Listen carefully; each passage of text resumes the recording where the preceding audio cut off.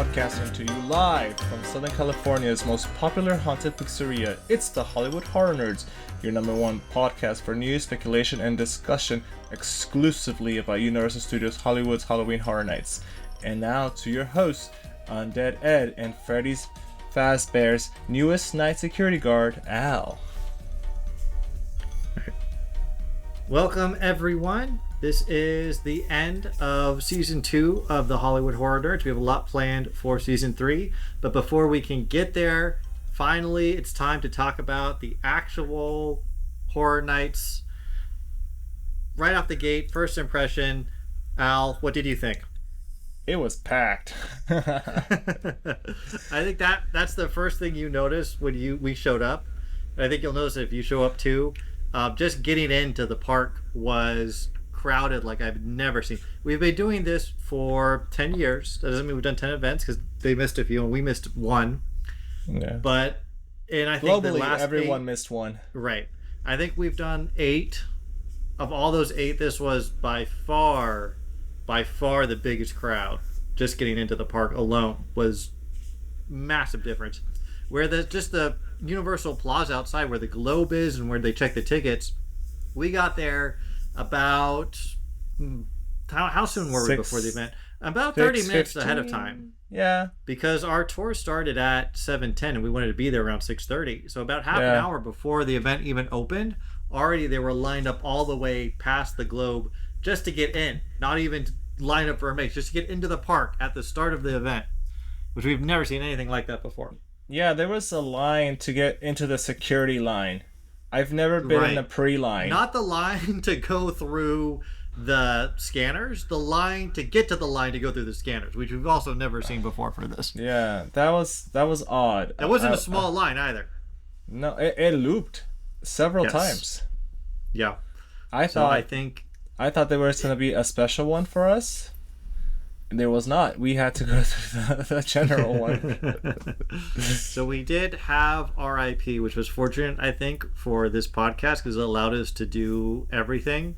I think if you go, we've talked about this before, but if you go with general admission, either have a very rigid plan that utilizes early access and just accept you're going to have any time for breaks, and then you might be able to do everything. Otherwise, just accept Terrifier, Five Nights at Freddy's are probably out of reach because those never dropped below 2 hours, I think, the whole night.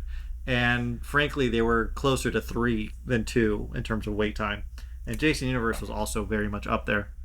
I think if you're doing general admission, you want to go in a group where 2 stay in one line, 2 go to the fast lane. Oh no, they have signs everywhere telling you you'll get kicked out if you try to do that. I guess so many people tried that in the past. So that was the first impression. That's fair because that's the first thing we talked about when we got up when we were looking down. But now that you've done all the mazes, what's your overall impression of the event? If you have to sum it up in one sentence, actually, let's make it harder. In one word, what's your one word? Better. It's definitely a step up, I think, from last year. If you remember last year's review, and I think most people had a similar impression, we kind of walked away saying this was a down year last year. The IPs were weak. The execution was weak. We had maybe the worst maze we've ever seen. Yeah. And there were only really 2 lines. mazes last year off the top of my head that I thought these were good. And this year was such a massive turnaround where I'd have to think about it closer, but my impression walking out was this might be the best year that we've ever done. Yeah, it was amazing IPs that came out. Mm-hmm. Executions were really good. Not necessarily scary, but the executions were good. I think, first of all, we're going to get to their lineup, but to cue it up, I think there was nothing at the level of Eternal Bloodlines where I was like, this is a bad maze and I wish it wasn't here. Everything was at least passable and just fun to walk through at least once. Yeah. And I guess. ones that hit, I think they hit really hard. Yeah. Oh, yeah. Yeah. Oh, another one. Another word. One word to sum it up. Smelly. The smell-o-vision was definitely up. across several of the mazes. This was the only year I've ever done Horror Nights where I've only ever done it one night and I'm done. It's enough. This is the only year that I'm like, man, I wish I was going back for another night. Yeah. I am actually going back to for another You night. are. You're lucky. Yeah. Yeah, I booked this in advance by accident, where I will be doing a tier down, 2 tiers down actually. Universal Express. Not Express Unlimited. Just yeah. If I was going to go Express. again, I would just do. If I was going back, I probably would just buy General. I just not do the really long mazes because I would just some of these ones that we'll get to them. I don't think that this is a case where there's 2 really good mazes and then I think there's a lot of good here.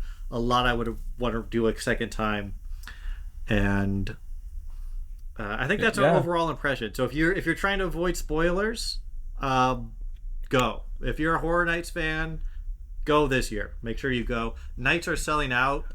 I think every night so far has been a sellout. I believe they're sold out of Express for all of September already. So get it for October while you can. Maybe you think about going that November weekend because it's crazy this year and it's crazy in a good way. And and remember, the closer it gets to Halloween, the more expensive it gets. Every ticket. You're gonna have to shell out. But if there's any year that it's worth it, it's this year. Hell yeah. And frankly, I think they're gonna have a hard time topping this year next year. I think next year's gonna be a step down, not because it's bad, just because this year is gonna be very hard to hit that level again, considering the kinds of IPs they brought to bear. Well, I have notes, so they could still do better. Yes. Okay. Someone had to be critical. Of so course. we're going to take you through the experience. First, we're going to talk about the food like we did at FanFest. Talk about how we think that was. If you've been a long-time listener of the Horror Nerds, you know that we love to complain about the Universal food. Will we have something good to say this year? Stay tuned. Maybe we will. Maybe we won't. Then we're going to take you through the scare zones, which we kind of just brushed through this year. There was so much else to do, but we'll talk about them briefly. And then we're going to take you through the houses. We've each ranked the houses independently.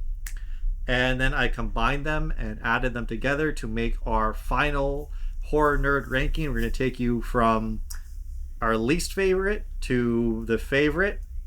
I think there might be 1 or 2 surprises in there. I don't think it's going to be too surprising if you listen to our preview episodes. But there were definitely a few mazes that surprised me.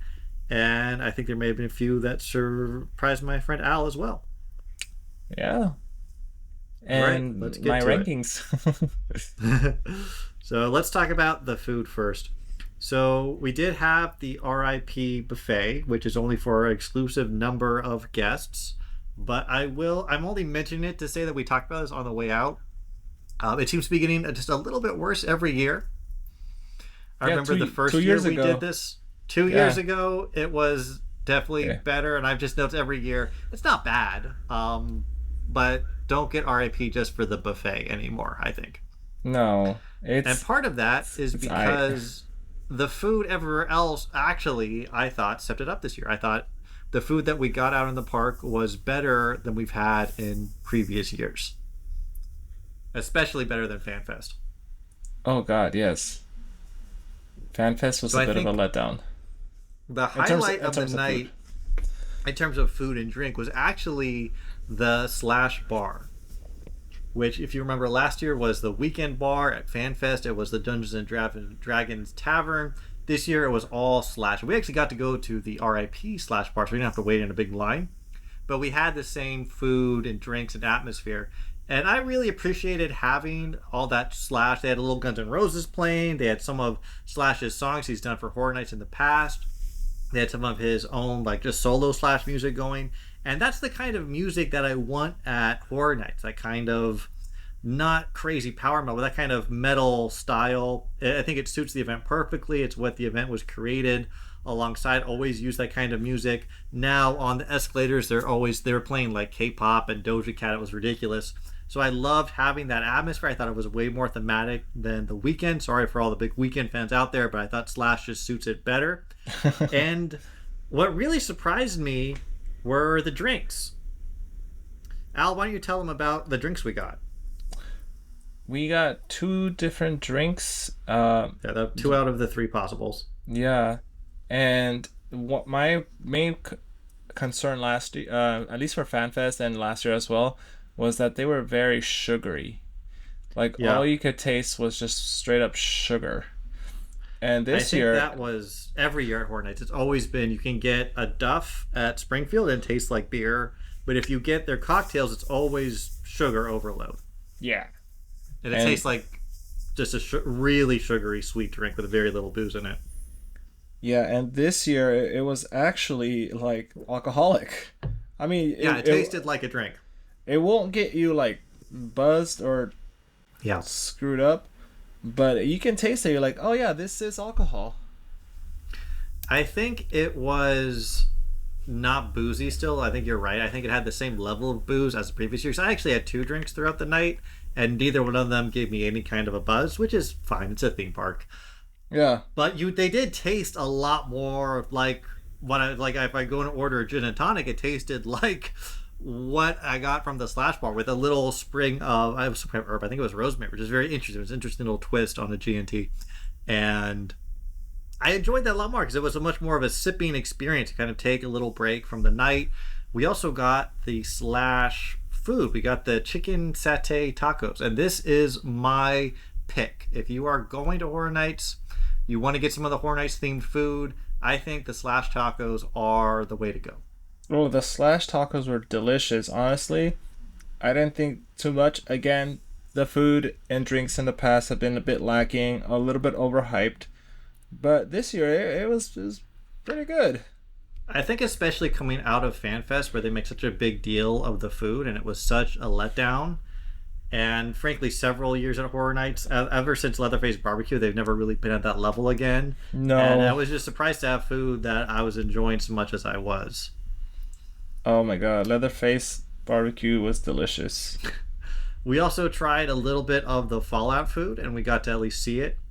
I tried the Rad Roach legs, which was a blackened chicken leg, and it did look like it might have come off a giant nuclear cockroach. And it tasted good. It was, first of all, compared to FanFest, where my complaint there was the portion you got was so tiny. This felt like a substantial meal. I feel like I could have had that as dinner. It would have been fine. And the taste was good. It wasn't, amazing. I wouldn't have paid as much as I paid for it out in the world, but for theme park food, I thought, you're clearing the bar. Yeah. Oh, and then well, the last thing we had Fallout related was the deviled eggs, which were We did try the Young deviled eggs, which were very interesting. yeah, they had them Very in the RIP interesting. lounge. I'm gonna say if you try these, eat it all in one bite. Don't try to pick at it and try each. It tastes better if you eat the whole thing at once. And I found that I didn't. I don't know. I think I liked it, but I was done after one. That was my takeaway. I ate when I chewed on it. I thought for a while, I was like, yeah, that was good, but I don't need a second. I think that's just called Stockholm syndrome with food because I ate a bit and I was like, no. And then you said eat all of it and taste better, and I regretted my decision of following that. And I was like, no, this is just worse. The portion that looks like where the egg yolk would be was better than the kind of the gelatin egg around it. Yeah. But they did look like deviled eggs. I mean, they nailed the look. Yeah, that's Can't that's take true. that away from them. That's true. They looked exactly like you would imagine deviled eggs to look. Yeah. So I'm optimistic for the next FanFest again. I'm hoping they have the chefs will perform at this same level. Maybe they heard our feedback and they thought, hey, time to step it up. We'll see what happens in the spring. But for now, I think when you go to Horror Nights, this time you don't have to go to Panda Express. You can eat the Horror Nights food and you'll be satisfied. I mean, yeah, honestly, it's better. Yep. It gets better. All right, so that's enough about the food. I'm sure you're all hungry now listening. But let's talk about the actual event. Let's stop being silly now. Let's talk about scare zones. So there are really 5 scare zones this year, but some of them are very small. And one of them's a repeat. So let's start there. So let's talk about Baby Crow, who we already saw last year. This is the Murder of Crow scare zone, but we call it Baby Crow because he is the highlight of the scare zone. We never want Baby Crow to leave. He lives outside of Harry Potter, which is where they've just now installed the Fast and Furious Hollywood Drift roller coasters. Show building is there. Yes. Which was kind of cool to see this. It's going to be ready for next Horror Nights for sure. Maybe next FanFest as well. I think if I had to guess, I'm gonna predict it will have maybe a soft opening during the next FanFest in the spring, because they're saying 2026. All the track is built. They're doing testing. It's very close to completion. Yeah, I think our guide said that for sure next summer it was going to be for open. sure next Horror Nights. Yeah, and next summer you're really going to want to have that express pass, because this is going to be a big line for that coaster. It looks like an insane roller coaster. But let's focus back on Baby Crow. He deserves a little attention. Al, what did you think about Murder of Crows this year? I mean, it was a good repeat. The stilt walkers, again, very amazing how they work wearing those masks, because the clown have smaller masks, but the crow mask is it's bigger, it's scarier. Yeah. The costumes are bulkier. Yeah, and it's bulkier, and the fact they don't step on people, top notch. Yeah, I mean, it was just a repeat, I guess. I mean, we do love Baby Crow, but I noticed last year we actually stopped and spent some time in this scare zone, and this year we just kind of walked through. It was like, oh, there's Baby Crow. Kept going where we were going. I think part of the reason... I mean, we said, I just said, oh, we love Baby Crow every year, but actually that might have been a lie. Maybe it's time to give Baby Crow a break, or find a more substantial way to change this up so it doesn't just become scenery. I think also it was the fact that last year we started our journey earlier. We did. And this year and I was really feeling actually that lost hour. Yeah, towards the end when we were relaxing, we're like, oh wow, we still have like 3 hours left. No, we had like 30 minutes. It goes fast. Yeah. we had like 30 minutes. Because we did more rides this year than we usually do. But this time the rides were because our guide actually took us 2 rides to go on them, and That's then true. B, we finished in the lower lot, and usually when we finish in the past, we finished by going to the water show. Right, we skipped it this year. Yeah, we skipped it. So that is Murder of Crows. Again, I mean, it's good. I think let's not do 3 years in a row. I think it's already kind of faded into the background for us. What did you think of Noche de Brujas outside of Monstros 3? Honestly, it was so... I missed it. Just because we kind of like walked through it, but not really, because they were. I felt like the characters were more simple than I would have hoped. Yeah, it was a lot of these kind of Blair Witch looking scarecrows kind of strung up. There was a cauldron that was bubbling. There wasn't, and I thought the sculpts for the masks were fine. They all just kind of looked like old women. It wasn't like last year. You hated the wrestler monstros. Oh God, yes. Those looked. I mean, I remember those. It made a big impression, good or bad. The Brujas did not make the same impression. They were just, here are some Brujas. Yeah, they were just kind of there. They mostly, not bad word, but here we go. Focused on other people around us. So I feel like there's not as many scare actors in that scare zone. So that also was another reason why I just was very blasé about this section. Mm-hmm. But also, I was it like, just kind of, this was the note I think about all the scares. They all just kind of blend in a way that they didn't used to. Yeah. Especially like coming right from Monstros, I was just like, oh, it's the same. Let's talk about one that blended in so far hard you might not even have noticed it. Hillbilly Horror. Do you even remember this one? Yes, because all I kept hearing was the banjos in the background. So this is a new area. It's right before you start going down the walkway to get to the studio tour. Tonight is the Terror Tram, and it's a very small area with maybe 3 or 4 scare actors, and they reused an old trick they used to do in the lower lot scare zones, where they have a hedge and there's someone in a ghillie suit. So if you're not looking closely, it doesn't look like anyone's there, then he jumps out at you. And it's a pretty effective scare. It's kind of cool, I thought, to see that back. The sculpts themselves on like the hillbilly horrific people were fine, probably reused from old. That's kind of what gave me the impression, almost an off-the-shelf look. I appreciated having another one. Again, it's a very small area, but I appreciate they were trying. Yeah, I like the decorations. The fact that it was just hillbillies. I was like, that's interesting choice. That's a choice. I mean, you could have done full Deliverance and have that's what I was telling you. All I kept hearing was in the background, in the back of my head, all I kept hearing was the banjo noise and me going, "We have to get out. We have to get out." Deliverance Scare Zone would be too scary. That's not allowed. But I thought this was solid for what it was. You have to go in with kind of low expectations if it's going to be that tiny. I mean, it's a very small footprint. I can't emphasize that enough. You stand in the middle, you do a spin, you've seen everything. Yeah, I like the fact when the ghillie suit actor started chasing people. That was hilarious. They were good aggressive scare actors for the ghillie suits. Yeah, because they could just like jump into the hedges and blend back in. Yep.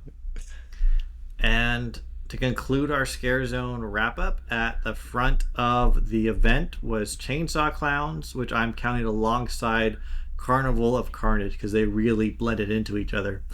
And listening to our preview episodes, I was saying I really hope they expand out of just doing clowns, because I think there's a lot of really interesting just circus or freak show kind of stuff you could do around the Carnival of Carnage idea. And they did not do that. They chose to do 100% clowns. Yep. So it was, if you're into creepy looking clowns, I think you were in Nirvana. For me, I was like, okay, it's more clowns. It's a clowning time. It was all clown all the time. Yeah, I think they were. I mean, the clown sculpts for the faces they felt just generic to me. I didn't love them. No, they felt like Party City skulls. I feel like if you're gonna do clowns, you should have done Hollywood Harry's Carnival of Carnage. At least then they would have something that I could have grabbed onto. Oh, this is cool. It's a Hollywood Harry zone. Why not? I'm still a little salty that at Midsummer Scream he gave us the whole history of Hollywood Harry and said, "Stay tuned." Then there was no Hollywood Harry at the event. Yeah, that was. There was such a tease. That was the choice again. It was so uncalled for. So, I think overall for the Scare Zones, I don't think this reversed the trend that we talked about of the Scare Zones becoming lesser and lesser every year. You still felt that they such a small impact on the overall event.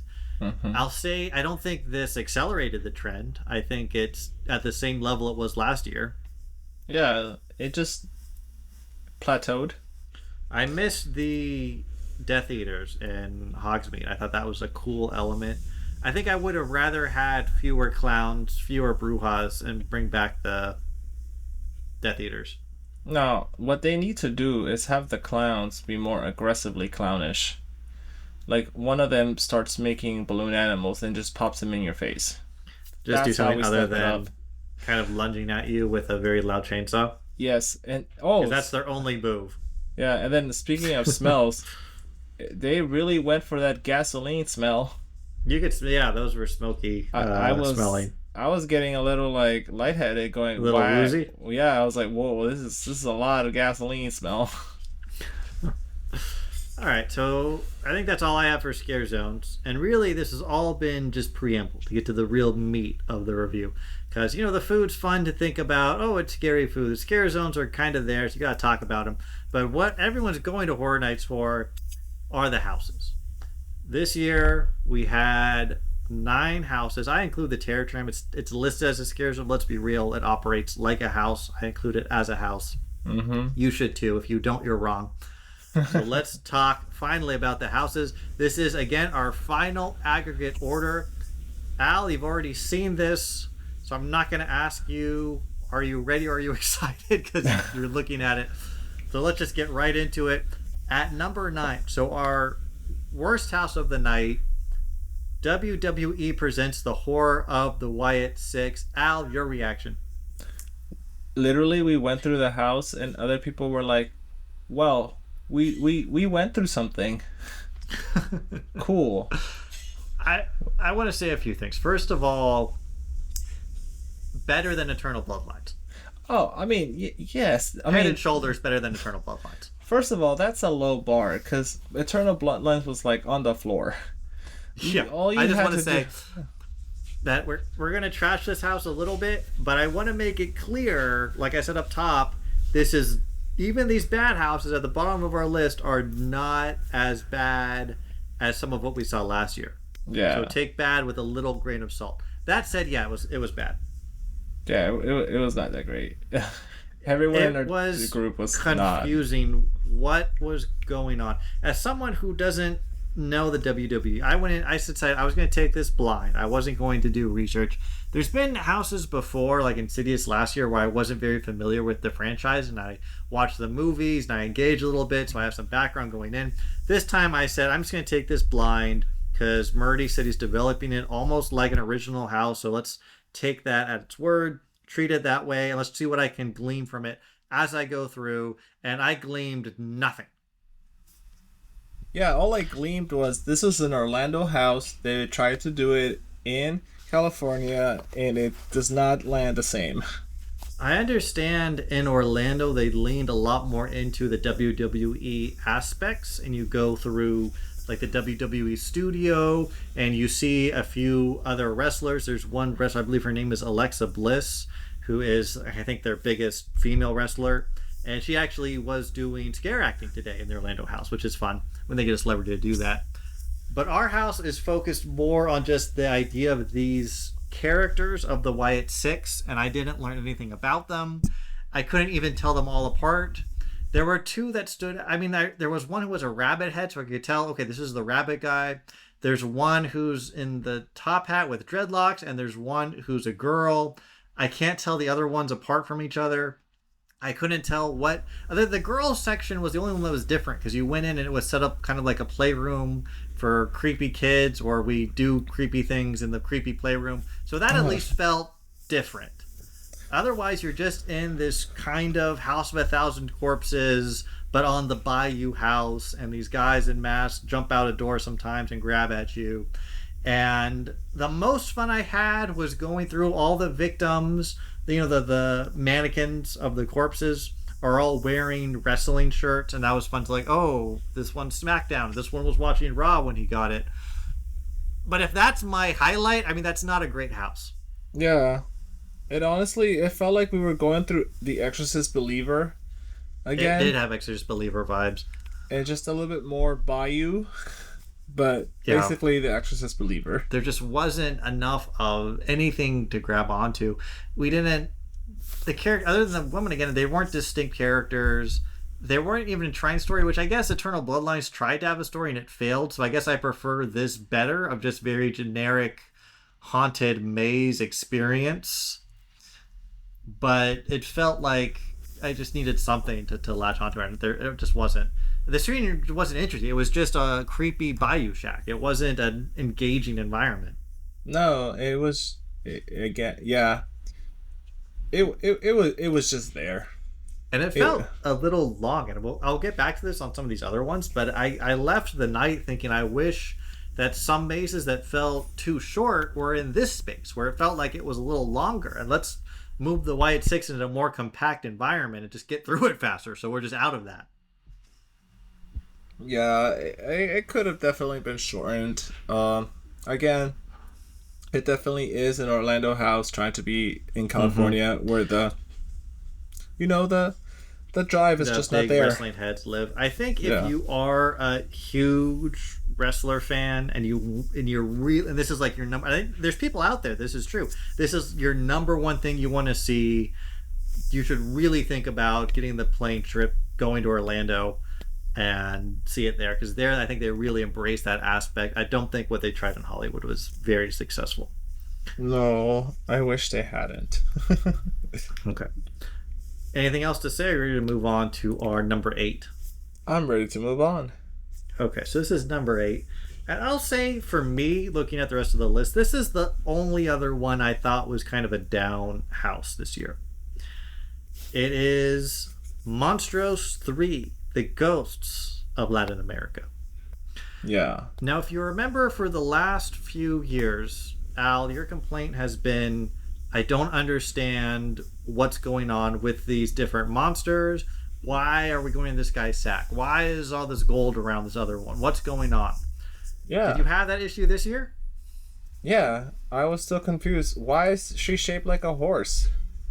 Where are the sugar cubes? Should I be giving her sugar cubes? It would have been nice. Yeah. I will say the horse lady, the sculpt on that mask was very good. That was a great sculpt. And even had little fleshy bits hanging off around the extended mouth. Very scary. But it had a similar problem to the Wyatt 6, where there was no meat on the bone here. You had the horse sculpt was good. The La Llorona section at the end I thought was solid, but I think very little of it felt new. It's stuff we've seen in the individual La Llorona maze that they just kind of brought back. Yeah. So that was a little disappointing. But at least with La Llorona, you know, like, why you should be scared, why she's... You understand. And they even had, I think, a little audio explaining it, but again, that might have been recycled. Yeah. From the La Llorona maze. Yeah, like, we passed through, a little, river area, and you saw, floating kids that were dead. Floating niños. Yeah, and knowing the background, you're like, oh, yeah, I get it. It's because of her tail, blah, blah, blah. Right. But the other ones, I'm like, why is her head like a horse? Well, the other ones didn't even try to have anything going on. Whereas the last few years, there's one guy who looks like he's in a mariachi band, and there's something going on with him with money and deals, but it was confusing. And there's another one who's very tall and almost looks, he's kind of bird-like, and he puts people in his sack, but we were like, why is he putting it in his sack? Why is it in a butcher shop? We don't understand. This year, I didn't have those questions because there was nothing to these first two monsters. It's just, you're in a forest in Latin America. There's one lady who has a crazy rictus grin. There's one lady whose head's a horse. You're through it in about 3 minutes, and now you're in the La Llorona maze. It was too short, strangely, and they just didn't even try. It felt like they were throwing in the towel. It felt like this was just checking off a box to have Monstros, and there wasn't enough for me here. Yeah, again, maybe what they should have done is that release the trailers of these monsters ahead of time, so when people are going through the maze, they're like, oh yeah, this is part of the story of the trailer that they sent out about it, or some kind of explanation. In our last preview episode, we actually, and by we I mean I, did some research into these Monstros, and we did learn the backstory of them and what they're about and what they do, and none of that was incorporated at all, which was so annoying to me. I did this research for nothing. And I think you could have done, there was an interesting concept of all these monsters are kind of about, the cheating man getting one up by these female ghosts. And you could have seen maybe an illusion of a beautiful woman, then the illusion drops away, and now it's a crazy horse lady coming at you. That would have been a cool, scary effect. They didn't even try anything like that. I was very disappointed. Yeah, they just wanted to get it over with, I guess.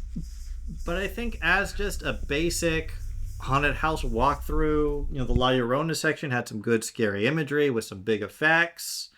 The other ladies, the face sculpt on the horse one was very good. I thought the one with the rictus grin wasn't as good of a sculpt. It felt almost off the shelf, kind of Spirit Halloween level.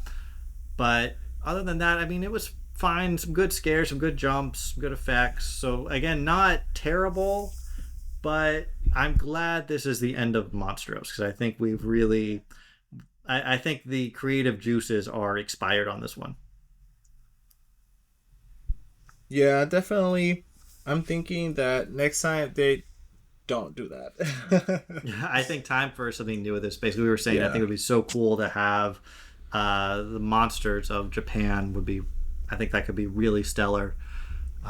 Monsters of Ireland, even, because Murdy's lives in Ireland. I think there's a lot of other cultures you could explore. I will say also leprechaun. One other thing this maze gets points for me is this is our last time, fingers crossed, we're seeing the Muerte character, but this time we saw his cat Obscura, which was super cute. We love Obscura. 2 sightings, one on the outside, one on the inside. More cats in mazes, please. Oh my god, that's only because you're an undead cat lover. Everyone who's undead should be a cat lover. But alright, that's all I got on monsters. Anything else to say? Do better. I think it's time to say farewell to the Monstros. Hopefully the last time we talk about it, at least for a while on this podcast. And let's move on. So now we're entering into mazes that I think are good. And you can feel free to disagree. But our next, and also interesting to point out, those two last mazes we just talked about, we both rank them the same. We both rank WWE 9th. We both rank Monstros 8th. This next one, which is our 7th house, we each also ranked it 7th. So far, we are in perfect agreement. And this next house is the Terror Tram, Horrors of Blumhouse. So tell me, Al, do you think, is this still in the bad for you? Or have you, as I have, now entered into mazes that you liked? It's in the okay section. Okay. Like, it's better. How did it get the okay? I think it's just that we did a little bit better in the walkthroughs. There's a lot more scare actors. I felt like there were more scare actors that were more than just the Nope characters. Well, the Nope section was gone. Yeah. So that's a win. That's a huge win in my book. Yeah, and I don't know, it felt slightly better. This surprised me, but I really actually liked how much Megan there was. And I wasn't expecting that because Megan 2 was such a flop and went so anti-horror. I felt Megan is a dead duck. And I kind of walked out of this saying, I wanted to try again with Megan because, that's actually kind of a fun character. So let's try again, but in a horror. But she was back here in a horror setting. Because this whole tram is brought to you by Megan as you go through the different sections. Even outside, there isn't really a Megan section. She's just always kind of around hanging out in other movies, which I thought was fun. There is a big area for Black Phone 2, which They show you the trailer, and they recreate a cool scene from the trailer where the grabber, because now he's a ghost, so he's not just in the house, he's out in, they're in Canada or something. It's very cold. And there's a scene where he's kind of almost, it looks like he's ice skating over the ice to come get you.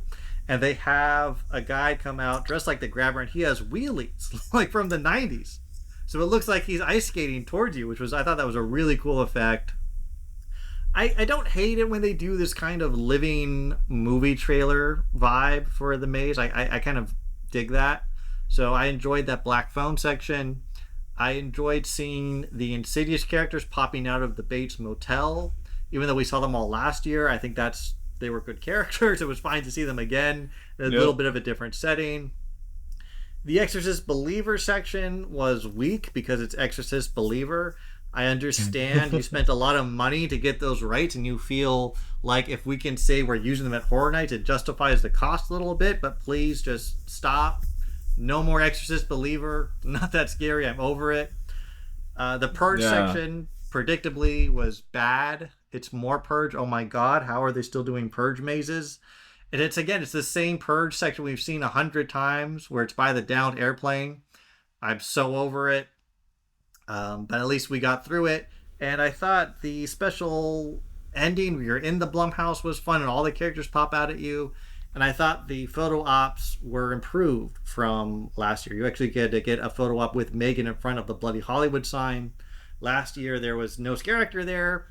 I enjoyed that addition quite a bit. I thought and of course the classic Norman Bates photo op was strong as well. I like that. There was way more photo ops this time. I know with RIP we definitely got our own special photo ops. The RIP, you get 3 special photo ops. You get Exorcist Believer, Black Phone 2, and Megan. Yes. But I mean, the one that's desirable out of those is the Megan one, and you get the Megan even if you're in general, it's just in a different, less specialized location. So I wouldn't get RIP just for the photo ops. Frankly, I would have rather had an extra 30 minutes to do another maze and skip those photo ops if we had that choice. No. The one we should have done, we did. The one we didn't know how to take photos for until we saw it after the fact. The Exorcist one. The Exorcist one. It's an effect where the bed is standing straight up, and you're supposed to flip your phone a little bit, so it looks like you're floating, and we couldn't figure that out. Yeah, and we were too dumb. Our guy took the photo, so he should have known better. He should have told us. I think he didn't know either. It wasn't really clear. It wasn't. I didn't figure that out until I think today. I sent you a picture I saw on Instagram. Oh, this is what this was supposed to be. Yeah, and I was like, oh my god, that makes so much sense. Yes, but for all my fellow Jordan Peele haters, you will be glad to know the Nope section is gone. Those sets, unfortunately, are still there, but I've heard they're off the studio tour now, so I don't think they're going to be there much longer. No Us, no Jordan Peele this time. Which the Jordan Peele lovers may be upset about that, but I'm sorry. The haters won this one. That's one way of putting it.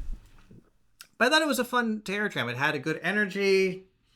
I mean, the Megan really saved it, because even going through the Purge sections, they had like Megan joining in the Purge, which I thought was really fun. Before you go in the Blumhouse at the end, Megan kind of taunts you. All these, and they were using the Megan 2 design, which is a much cuter Megan than the Megan 1 design, where she's just looks like a child. Now she's an attractive older woman. It's appropriate like that. to think she's cute. Don't say it like that. So I enjoyed seeing the Megan 2 Megans out. Oh my god. Not enough to make me want to go watch Megan 2, but enough that I'm like, we could try Megan 3. I'll give Megan another chance if they do. I hope they do, because I think it's still a fun character. We need more slasher icons in the world. There are charms to Megan. Yeah. Anything else to say about the Terror Tram? No, I had a good experience with it. It was a nice walkthrough. It was good. For a Terror Tram, it was good. Again, please, for the love of God, next year, no more Purge. Just end it. No more. If they do one more Purge, I'm going to create my own Purge against whoever keeps putting Purge in the Terror Tram. The anti-Purge? Yeah, the Purge. Which I think is actually the plot of the Purge show that we no longer go to see. But enough about Purge. It's going to make me angry. Let's talk about our next house, which is Five Nights at Freddy's. This is a huge one for the event. This one interesting. This is our 6th as we're going up, but we both ranked it 5. It's just now that we're getting higher, there's some more variance amongst how we scored these. So even though we thought this was 5th, it dropped down. Yeah. What do you think about Five Nights at Freddy's? Again, I don't think either one of us was overly familiar with this IP. No, and it wasn't scary. Like, I heard a lot of reports saying that it was scary. Yeah, I didn't think it was scary, but I liked it. The set design was amazing. You were an actual pizzeria. It felt like you were there. Even knowing, I know a little bit about the game. Like, there was one part where you go in the security office, and from what I know of the game, it looked very accurate to it. Because in the first Five Nights at Freddy's game, you spend the whole game just looking at screens in the security's office, and they recreated that scene very well, which I thought was cool. Yeah, they definitely recreated the regions correctly. I mean, you walk through, you start in the pizzeria. It smelled like pizza. It was cool to actually step in, and when you walked in the first room, it's supposed to be a haunted pizzeria, but the first room is more like when it was in operation, and there's pizza on the tables and the booths, and there's a big animatronic Freddy Fazbear's, like the Chuck E. Cheese like character, up on stage dancing around, and they're playing what was this song? Something about In Your Sleep with the Romantics. I just had it playing a second ago. Talking in Your Sleep. They're playing a 5-second clip of Talking in Your Sleep by the Romantics from the 80s. Weird choice, but I kind of liked it. I was kind of dancing around to it. You go in the kitchen, and the kitchen smelled like they were baking pizza, which was really fun. And then you go into the scarier parts. Yeah. Which I'll say scarier. Again, it wasn't actually, they had people playing the ghosts of the children. So it wasn't all animatronic and puppet, but it was mostly animatronic and puppet. If you're here to see these Freddy animatronic characters, I don't think you were disappointed by this house. No, there was definitely a lot of animatronics here, and the one thing I did notice was the cupcake monster was everywhere. There was a lot of the cupcake. Yeah. And I didn't realize the cupcake was such a big part of this franchise, but apparently he was just everywhere. He was just everywhere. I saw more cupcake than I saw the bear. Yeah, the bear is more, I would say, the face of the industry, and yet he was the least seen. I saw more of the cupcake. Was the guy. And then saw the duck, yes. And then I saw a lot of the duck. I saw a lot of empty hands of the animatronic bear hands. That was about it. That was cool. I like that. How sometimes you just saw just the hand would come through the wall to try to get you. Yeah. I thought that was cool. No, it was I,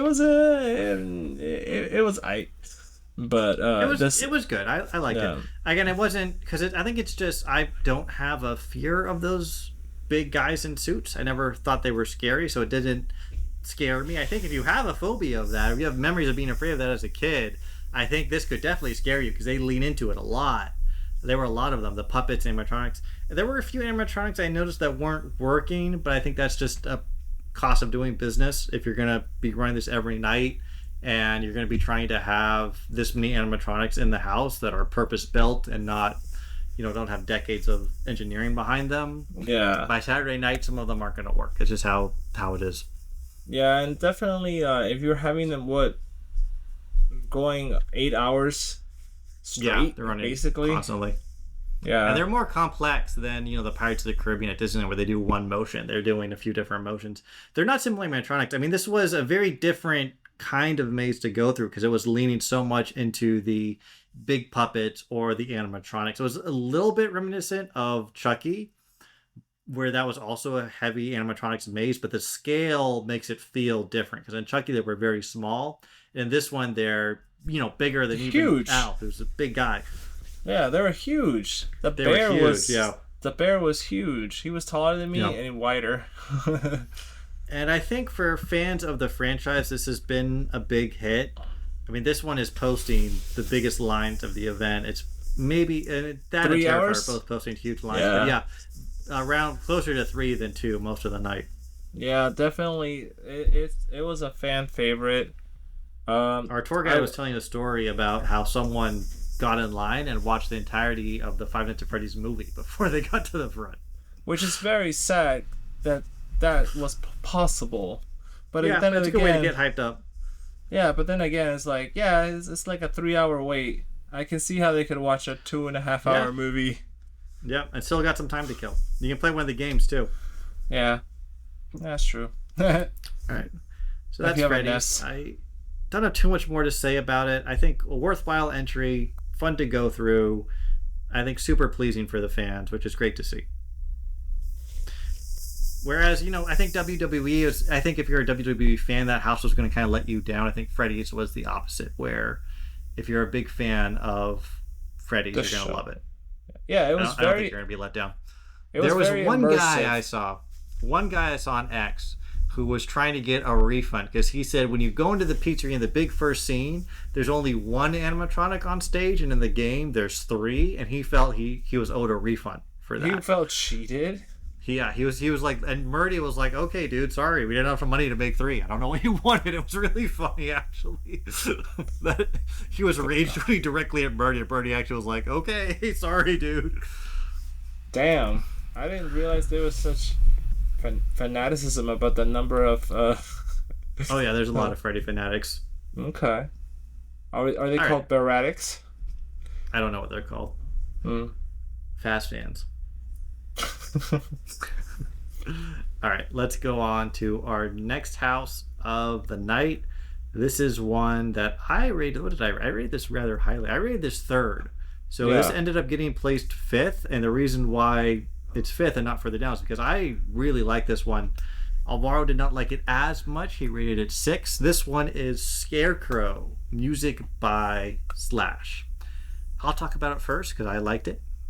I thought, again, this was a repeat, and as I was going through, I could remember more of it. But it's been long enough, and I don't really watch, reruns on YouTube. So it felt fresh enough. And I liked it for all the same reasons I liked it the first time. This was a big smell-o-vision maze. It just kind of has that musty farm kind of smell to it, kind of overgrown. Crops are kind of rotting away in the field. So it really has that sense of place. The scarecrows are, I think, really fun scare actors. They're pretty aggressive. The good diversity of scarecrow designs, and seeing all the victims of the scarecrows throughout the maze was definitely high. The different creative ways the scarecrows have taken revenge on these poor farmers. And I thought the Slash music, rather than detracting, I think Slash knocked it out of the park. I thought it was a great score he did. It really suited The maze made me kind of want to keep going through it. Kind of added the tension, the way it had that driving. Our tour guide said it was just a hammer going down on the cymbal as it went through with the kind of the electric guitar. He didn't go for like bluegrass. He said it was still Slash. But I thought it really drove you through the maze, and it was really fun to see kind of a Slash crow at the end. I think they slashed up that last stilt crow at the end scare actor. So that's why I got to 3 for me. I thought it was really good. It's one I would have loved to redo if we had had more time. Al, you only rated this 6, so why am I wrong? I just like the music. Everything else is just meh for me. It was, again, the scarecrows weren't that scary. I feel like they could have had more scarecrows. The victims were victims. The music was great. I love the sense of place in this. I thought there's very few areas you're going through and it's just transition to another zone. It's always you're in a room or you're on the farm or you're going through something. A lot of that stuff in Face Effect where you have to kind of push hanging bodies or bits of corn out of your face, so it's really putting you there. It just really drew me in, and I think the music drew me in even more. So I do think this is a superior version to Scarecrow's The Reaping without music by Slash. The original one, or I guess. Yes. Yeah. No. Okay. It was okay. I just enjoyed the music. I was vibing to the music more than anything. The music was very good. Yeah. Yeah, I think this was a step up from. I think it was good for them to take a break from the classic monsters and let Slash do something else this year. Slash be slashing. His music really benefited from it because it didn't feel like that same gothic he's been doing the last few years. Yeah. Yeah, and it also gave us the Slash bar, which was great. Yeah, it was awesome. I liked the Slash bar. I heard he was there for opening weekend. I'm sure he was. If I was Slash, I would be there at opening weekend. I would be there every weekend. Yeah, I would just live at the Slash bar. All right. It's really all. I don't have too much to say about it, I guess, other than I think it was really good. I think don't miss this one. It's kind of tucked away behind Transformers. But the weights aren't too bad, and this is one you can do even on General. So I would say make sure you do, not to be missed. It's because it's not FNAF. That's why it was better at lines. So next up, this is our number 4, and this was a consensus number 4. We both rated this 4th, which surprised me because this, going into it, was your number 1. It Fallout. Was. How did Fallout fall from 1 to 4 to you? First of all, did you like it? Thumbs up, thumbs down? You get that big Vault Boy thumbs up? Is it my thumb or your thumb? It was the fact that the sets were nice. The scariness of it was not there, I would say. Like, overall, the sets were beautifully done. I saw the vaults, great. The Fallout Boy, like everything in terms of the ghoul. The ghoul, yeah. You felt like you were there. You felt like you were there. There was even that wedding cake for her disastrous wedding day. Mm-hmm. However, I wasn't scared. Again, Fallout is not the same level of scary as other houses and other things. So I knew it was going to be tough to really get you to be scared in Fallout. I just went with an open mind, and I was not let down in terms of set design, but I was correct in terms of this is not going to be a very scary house. You know, it reminded me a bit more of The Walking Dead than other houses we've had in this area. I don't know if that was intentional or not, but it felt like it had that same rhythm in The Walking Dead where you went from hospital to, backwoods Georgia to the prison. This kind of had that same progression where you went from vault to the wilderness to the wasteland, the super duper mark. Interesting note. Now I came into this with a bit of a different perspective because I've seen clips of the show. I'm familiar with who the characters are, but I came from the Fallout games, and I actually was a little let down with the sets because I wanted to see a lot more props that I would have recognized from the games, and they leaned, I think, really heavily into the show. I could okay, this is power armor. I'm in a vault. I can understand like all vaults in the game. Something always goes wrong, so I get something went wrong. Yeah, but I don't really know what. But Okay, I know what a super duper mart is. Yeah. I could see there's through the window there's a Mr. Handy going crazy. But I want to see like here's like a stim pack from the game, or oh, this is a weapon from the game, and they really didn't do that, which was a little bit of a letdown for me. But I still enjoyed this quite a bit. Well, that would have been more of an Easter egg than anything else. I wanted a lot of Easter eggs. There was one I'm going to get to at the end that I thought was really cool. I think you're underselling the Yao Guai giant bear scare. I thought that was really good. Oh, that one was good. I thought that was American Werewolf in London. That was a puppet, actually. There was someone behind that working that thing. Really? And it's huge, yeah. And you don't see it because you go in the room. Maybe if you're going to go, maybe skip 30 seconds. I'm going to spoil the scare for you because I want to talk about it. But you go in the room, and there's a guy in power armor, and I believe the Squire Maximus character is there as well.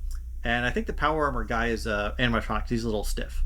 But your attention's drawn over there because it's a cool looking scene. They're chatting about something. And then the bear comes at you out of a boo hole that you're not looking at. Yeah. And that was a good effect. Other than that, there weren't too many. There were a few ghouls here and there. I remember when you entered the wasteland, there was a ghoul. Not the ghoul, but, like zombie ghouls. Yeah, there was from a good, the Super Duper Mart. We got a good ghoul sighting right outside of the Super Duper. And this was the Walter Goggins ghoul from the show, right outside the Super Duper Mart. I remember he did some cool moves, so I thought that was cool to see him. You see Lucy 2 or 3 times. She looked great. That was fun. They didn't. She looked good, in the jumpsuit and the wedding dress. Appreciate that. We complain when they try to rip that out too much. So it was just a little bit, just enough. So thank you. Oh my God. They're listening. Oh my God. Where I was let down was I thought the finale was a little too small. Where you go in Super Duper Mart. We've talked about this before, how there's a few different endings they do in these mazes. There's the Gauntlet, where you just go through a kind of a short section, but you get scared from left, right. Usually it's repeating monsters you saw earlier in the maze.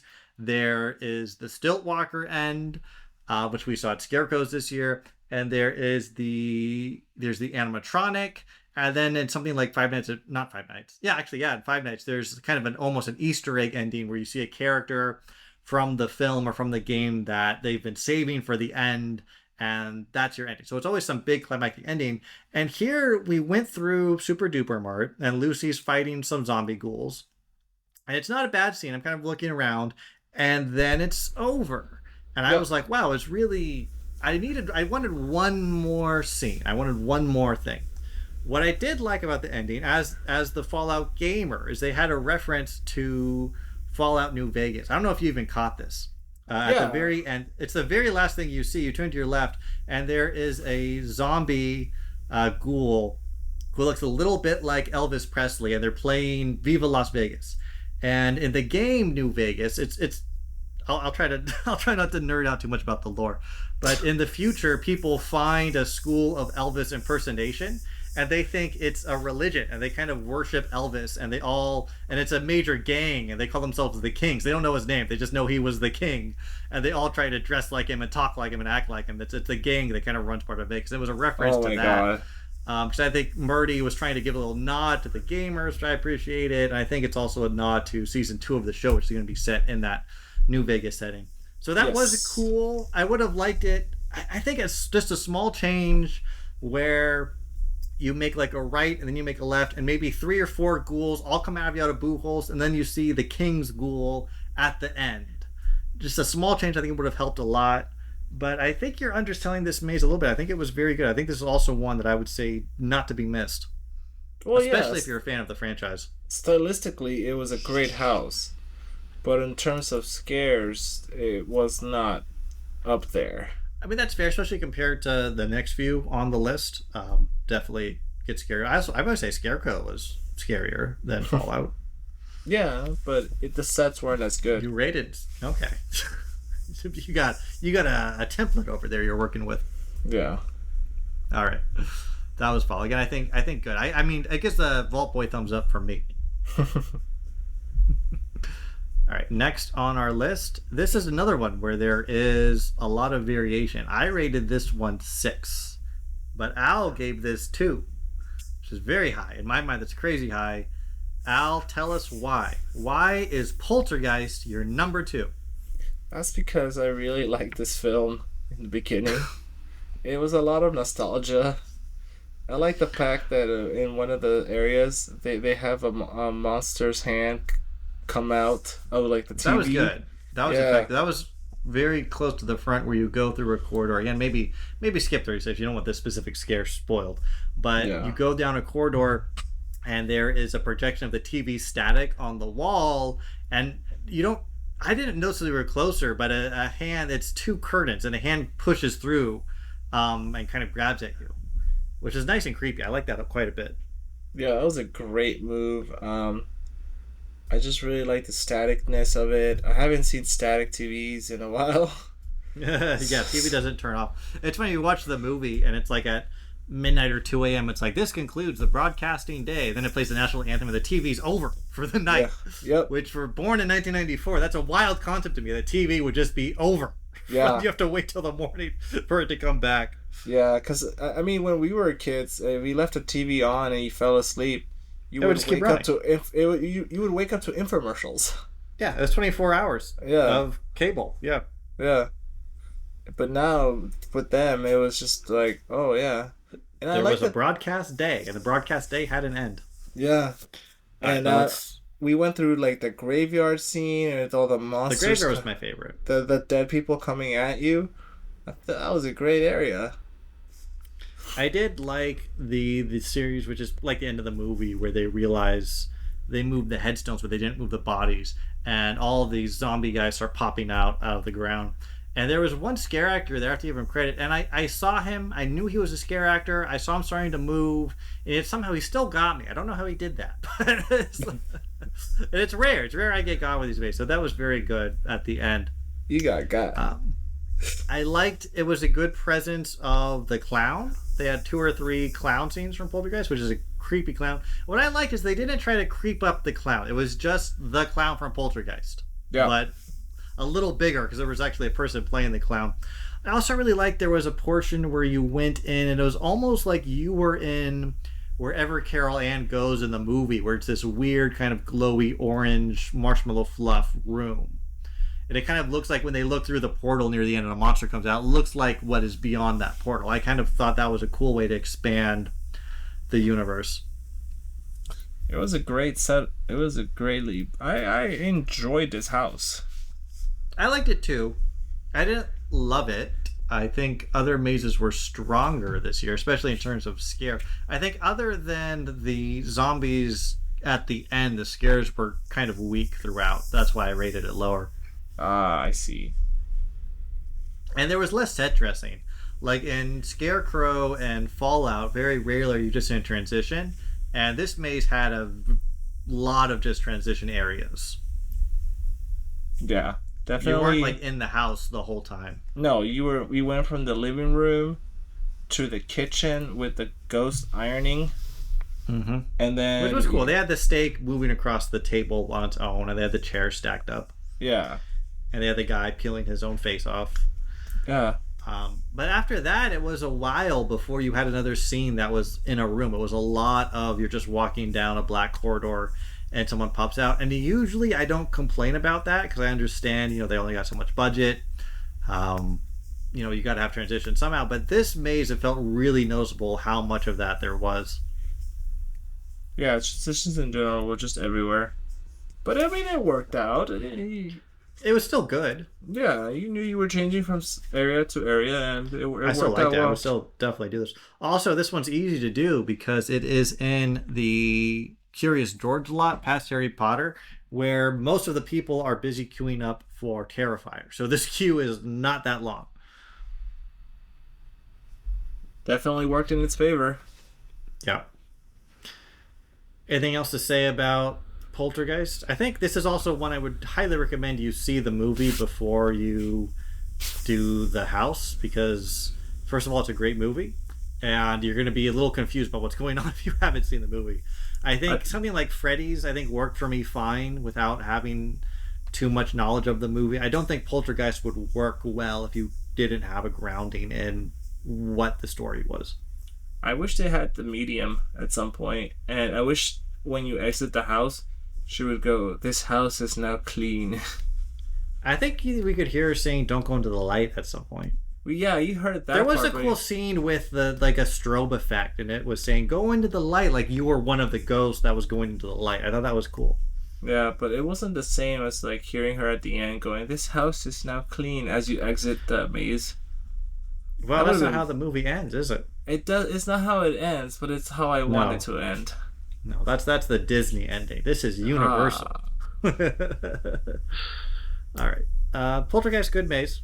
Good repeat. I was glad we got to see it because we didn't see it the first time around, so I'm glad they brought it back. Yeah. Now, if they could only bring back Trick or Treat for a second repeat, I would be satisfied that we didn't miss anything important that we skipped. All right, on to the number 2 house of the maze. Now, this was my number 1. This is my number 1 house of the night. For Al, it dropped all the way to number 3, but that's still pretty good. It is, we just mentioned it, Terrifier. So the main reason why I dropped it down to 3 is because I almost puked in this house. See, why does that make you drop it? That should be making you raise the score. I don't like smells. I don't like bad smells. I honestly did not think the smell was as bad as I expected it to be. It smelled just kind of old. It didn't smell like a gross bathroom to me. The gross bathroom smelled a little too strong for me. On the contrary, I didn't think it was. It didn't even smell like a bathroom to me. It smelled like a scarecrow. No, it smelled gross. And then but that was part of it. The conga line stopped in that area, and so I was just like, trying to hold my breath. I literally held my breath the entire time we were in the bathroom scene. Because after I smelled it as we entered, I was like, no. And then when I we think got you stuck, psych yourself up on smells, and then you smell things that aren't there. Oh my god! I thought this was head and shoulders. In a year with a lot of good houses, there was no doubt for me that this was number 1 at the end of the night. First of all, it felt long. And I'm speaking as someone who's not a big fan of the Terrifier franchise, by the way. Yeah. But I think this is one that if you are a fan, it's going to hit huge. There was someone in our group who was a Terrifier fan, and she had dressed in like an Art the Clown inspired dress, and all the Art the Clowns, and there were a lot of them, they all would like point at her and do a little thing special, which I thought was really cool. I love seeing that. But also they weren't neglecting, our group. They weren't neglecting people who weren't dressed like Art. She just got a little extra bonus. Yeah, she also definitely there was a different person who had an Art tattoo. Yeah. They delivered on the gore like they said they would. There was some serious gore effects in this house, which I like to see, because again, it's been a while since we've seen anything like that. I don't think we've ever seen anything quite to this level. Some of them I could still conjure in my mind. Again, it's you never think it's a real person getting killed, so I don't. Of course mind not. It. It's always obvious this is a mannequin, but it's still. It's good. It's scary. The arts were scary. There were so many, and it's such a diverse. Even though it's only ever Art, or maybe some of his friends later on, but very little of them. It's almost always Art. But it was so diverse in terms of the environment and the scenes you were seeing, and the way it worked in all 3 of the movies into these different segments, that I was never bored going through. And it's not a short house. This one seemed to last a long time for a house. But yet, I didn't ever want it to end. I sure did. I wanted the smell factor to end. Yeah, you just get grumpy. Once the smell happens, you just get grumpy. Give me my Febreze. I really enjoyed when you get to the Christmas segment, because Terrifier 3 is a Christmas horror movie. Oh, yeah. They have a mist effect, and it really did feel like you were in the snow. They accomplished that quite well. Yeah, they really did the Christmas section really good. I enjoyed it heavily. Yeah. This is one... That's the only movie you've seen. You actually saw Terrifier 3. Yeah. Yeah. It was all really good. I mean, this is one that if you want to see it with general admission, you're going to be waiting a long time. This is another one that's 2 to 3 hours most of the night. Even if you have Express, it's going to be 20 to 30 minutes usually waiting in the Express line. Yeah, but it's way better than popular ours. For a reason. It's definitely one. Look, I would say as not a Freddy fan, you're gonna have to pick. If you're general admission, you have to pick which one of these do I really want to see. Maybe it's neither. But if you're gonna pick one based on my recommendation, I would say this is the line to get in. If you just appreciate this event for what it is, you just like the horror houses, even detached from the IP, was an exemplary house for me. Yeah, I suppose so. Hit all the marks. All right, that brings us up to our number 1, the top house of the night. This was my number 2. It was Al's number 1. It is the Jason universe. Yes. Probably not too surprising, considering that we did a full Jason Fest. Go listen to it. Very good. Yeah, we are big Jason heads here at the Hollywood Horror Nerds. Yeah. I was not ready for your quiz during the maze. As we were going there, I was like, what movie was that one from? What movie is this kill from? What movie is that, Jason? You didn't know. I was like, buddy, they all started melting together at some point. No, they're all distinct. I can name all the Jasons. This one's wet. He's from part 8. This one has blue. He's from part 5. This one has a what is it? The chain on the neck. That's part 7. Damn it. No, I can name all the Jasons. The only ones I recognize were the first 2 movie Jasons, because he had a sack for a mask. Sack. Yeah. Other than that, I was like, dude, I can tell you from what movie in terms of like what happens in it, but I can't tell you the number because the numbers blend together. Look, my only downside for this house is it wasn't long enough. I wanted it to be longer. I think they should have switch this one to Wyatt 6 and put this one in the Wyatt 6 area and make that Jason much longer. Make Wyatt 6 a little shorter. I think that would have really benefited. But again, if my only complaint is I want more, is that really a complaint, or is it just a sign that this is a really good experience? It's a little bit of both. Why can't they both be accurate? They did a good job incorporating a lot of the iconic kills. I recognized a lot of the scenes. Even some appearance, even one of the kills that we rated as a worst kill at Jason Fest was recreated here, but they did it much better than in the movie. So that was fun to see.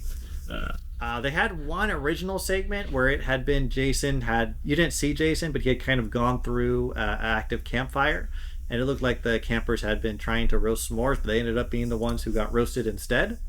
Fun to see a little bit of originality. They were missing the sleeping bag kill. Yes, I was so mad. I don't know if they figured out we don't know how to do it, or they thought we got enough else going on. They had the car encounter from part 6. That was cool. He tries to bribe her with $6. Or $6 and 19, but you couldn't get the Amex. The Amex was not allowed.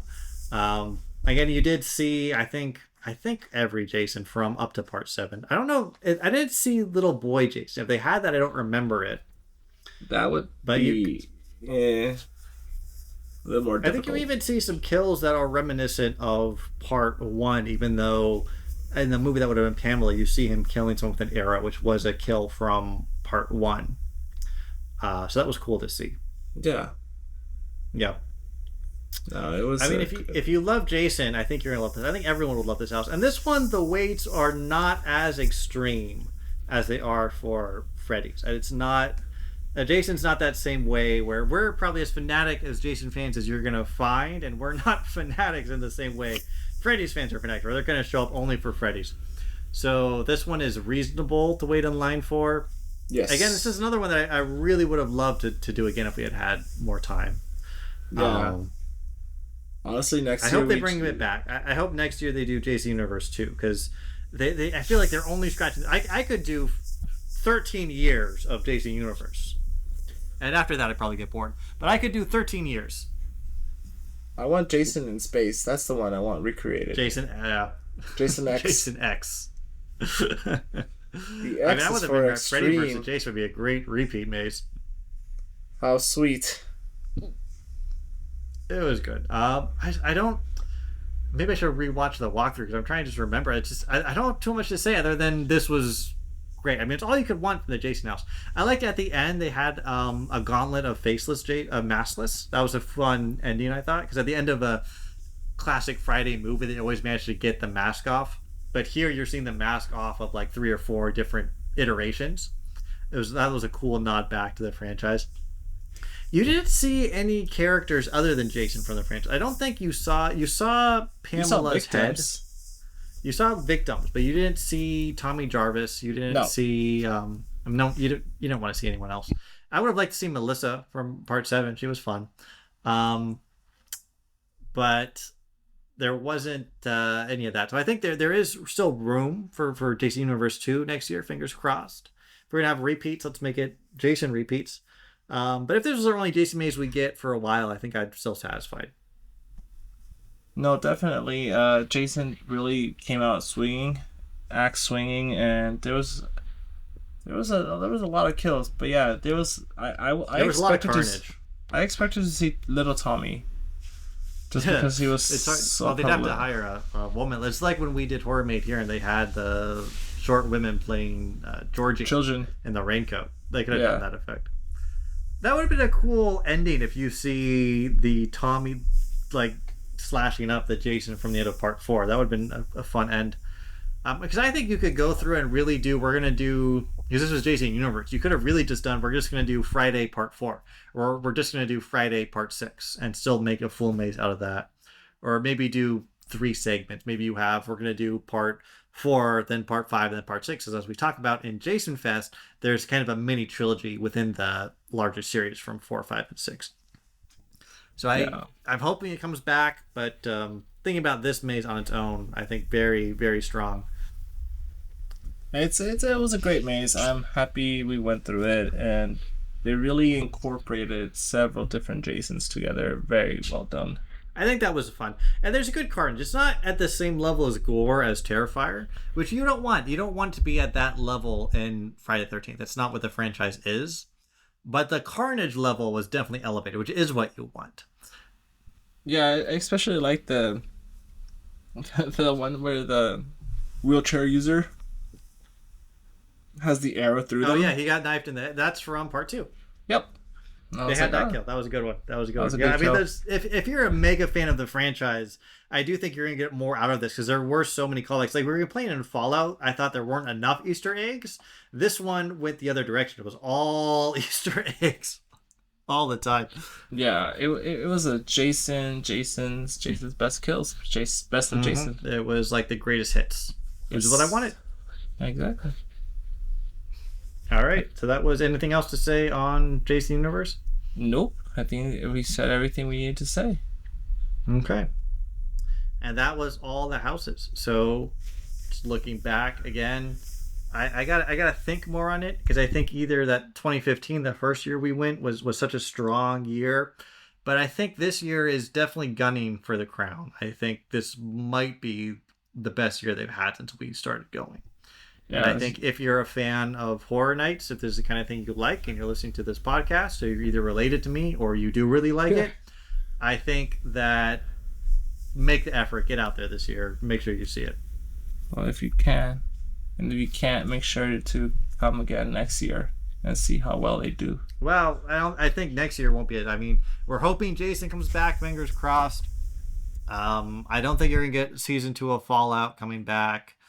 It's going to be a different slash maze. I think Freddy's is probably a one and done. I don't know. I know that IP holder, Scott Cawthon, is very protective of it, and he's very picky about what he lets people do. But this has been a hit, so maybe he'll let it come back. I don't know if you do Terrifier again. No. No. You're not going to see Poltergeist. Poltergeist is already a repeat. They're going to do that. They're not going to do that again. I think next year, I'm hoping we get an upgrade in the Monstros location. I'm hoping if it's going to be Latin America, maybe we do Island of the Dolls, or maybe my beloved Chupacabra maze that I've been asking for years. But not Monstros. I think time to move away from that format. I think we're going to get something better than WWE. Fingers crossed. It's possible that it's worse. It could always be Eternal Bloodlines, but we try to be optimistic. Don't let yourself be bullied by Florida, please. Look, I do want one last Universal Monsters house, either a sequel to the original one where they're all of them together, or a creature from the Black Lagoon has a solo maze, just so we can send that off. Something better. Like, let's not leave on the Eternal Bloodlines house. Let's have a proper send off for this. I'm optimistic for that next year. I am not. We'll have a bigger speculation episode either in November or January, depending on how things shake out. But I think this year, not to be missed. That's my highlight. That's my it's a good year. The fact that it's busy and it's if I had to sum it up in one word, my word is terrifying. Of course. That's all I have to say. Yeah, I think it wraps it up beautifully.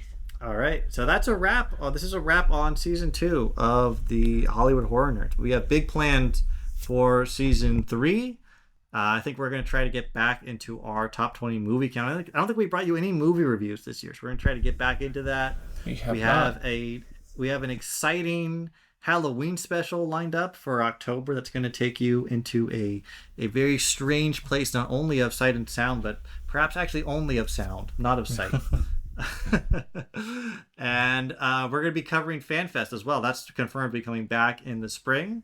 So that's going to give us a lot more to talk about. So make sure you subscribe to us wherever you prefer to listen to your podcasts. And Al, you got any words of wisdom for them before we make it a wrap? Stay scared out there. Thank you for listening to this production of the Hollywood Horror Nerds. We know you have many options for your listening entertainment, and we're glad you chose us. Find us on Instagram at Hollywood Horror Nerds, on X at HW Horror Nerds, and on YouTube at Hollywood Horror Nerds. Be sure to subscribe to this podcast on Spotify, Apple Podcasts, or your favorite alternative podcast site to ensure you don't miss next month's episode. And until then, stay scared out there.